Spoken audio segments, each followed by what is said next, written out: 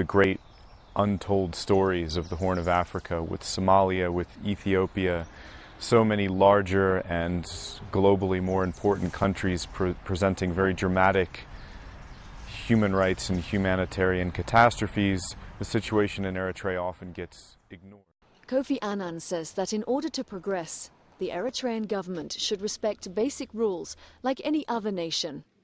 We have to understand that countries can develop and be built on three solid pillars: security, peace and security, economic development, and respect for human rights and the rule of law. Much as Isaias began to crack down on his opponents, the African Union's Human Rights Commission says it's been repeatedly denied access to Eritrea. We have communicated with the government.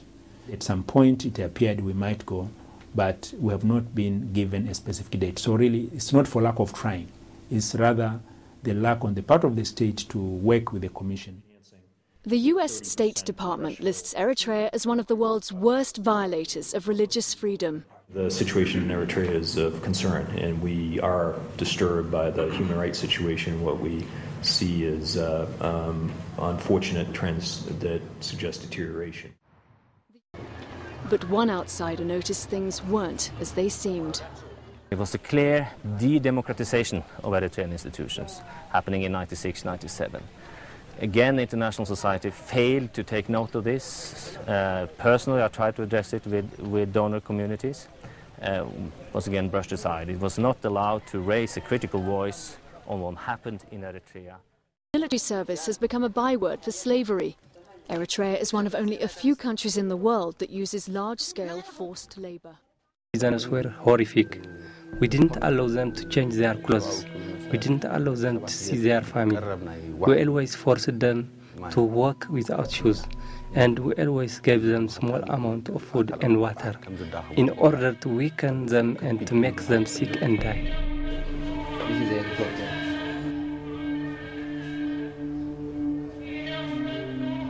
With the rope tightened from one hand to the other. And from the trees, they put a rope, they upside down. Comes out, and few people will speak, fearing dire consequences. The government lost confidence, and every single person in Eritrea has become a suspect. Wherever you go, there are spies. In fact, there are more spies than people. Even families are afraid to talk to one another. The regime controls everything and everyone.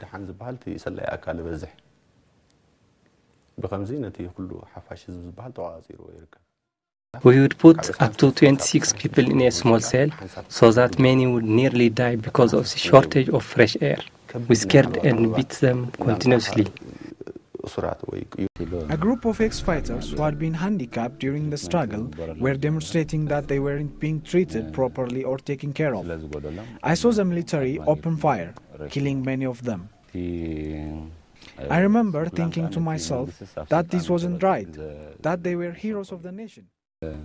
One day, I found a letter that said the regime had decided all the people working in the construction business should continue to give their service to the government for free.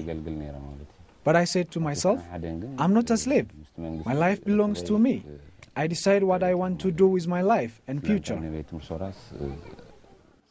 Alula says he decided to leave Eritrea after being imprisoned and tortured for speaking out against the regime. They tied my hands and legs behind my back. Many people have fled Eritrea because of their faith. Only 4 religions are sanctioned by the regime: Orthodox Christian, Catholic, Evangelical Lutheran and Islam. But even members of those religions are persecuted. I was working as a priest in Eritrea, and one day I was asked to do military service. I refused though, because of my religion. For that reason, I was thrown into prison and beaten. Of the outside world's indifference, Isaias's regime has been allowed to commit countless human rights abuses against its own people. Isaias justifies his authoritarian rule by claiming the country must remain prepared for conflict until a boundary dispute with Ethiopia is resolved. The two countries fought a border war between 1998 and 2000, and estimates of the numbers killed range from 80,000 to 140,000 people. Opponents say Isaias uses the unresolved border issue as an excuse to deny basic political rights. Opposition parties were once forbidden from organising meetings. Today, they're banned altogether. But it was not just those in the opposition who faced persecution. Several thousand members of the minority ethnic Kunama group are here. They've been labelled traitors for supporting Ethiopia's communist regime in the 1970s and 80s, and many, after being evicted from their land, have escaped to Shemelba. There's no conflict between religions here. They claim the only persecution comes from the government. After independence in 1991, the Eritrean government closed many Muslim schools and detained many of our teachers without trial. They weren't allowed to face the court and could not contact their families. Nobody knows where they are now. One of the most repressive and abusive governments in the world. There is no independent political opposition in the country. There's no space for independent civil society. Anyone who speaks out independently is liable to end up in prison for years, sometimes imprisoned under the sun for years at a time, actually in shipping containers in the city of Azaz. They were forced to report only what the government wanted the people to see and hear. There was no analyzing, discussing or questioning. Emmanuel said he was thrown in prison after requesting to leave his job with a government newspaper. I and other journalists imprisoned would spend the daytime in our cells, but at night time we were forced to write articles for the newspaper. For the second consecutive year, Reporters Without Borders, an international organisation protecting journalists, has condemned Eritrea to the bottom of its press freedom index. You can't imagine a worse place to be a journalist than Eritrea, of course. There is absolutely no press freedom over there. There is only a public media, a Soviet-style public media. We count around 16 journalists in jail. We believe that there might be more because we every month learn that the new person has been put in jail just for trying to flee the country. Rights Watch is one of the world's leading organisations in its field. Untold numbers of prisoners of conscience, absolutely. There is an elaborate network of prisons run by the government and by the military inside of Eritrea, and some of those are devoted almost entirely to journalists, political dissidents, members of religion.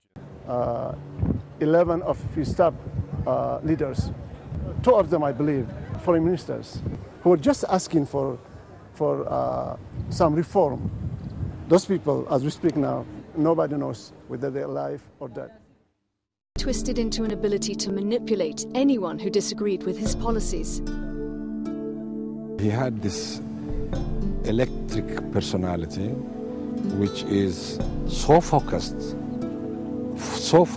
on power that you could easily feel uncomfortable perhaps.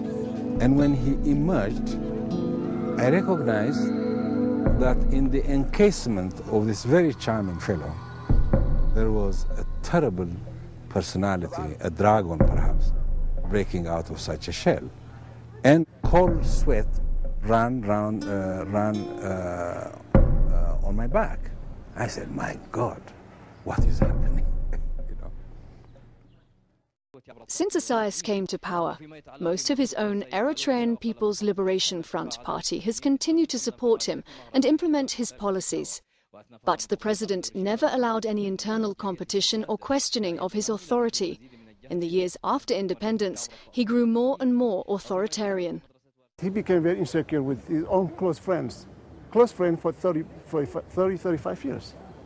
So to me, it's simply a lack of confidence in himself and mistrusting his own friends. Rights groups say Eritreans are being imprisoned, tortured and killed in increasing numbers. Into a prison. It's illegal for Eritreans to leave the country without government permission. Nonetheless, people are fleeing the country in droves. Home is everything. Home is sweet. I've been driven out of my home by a dictatorial regime. I used 30 years of my life, my whole life, fighting and struggling for my country. For nothing. We were used. Now, we are here, far away from everything.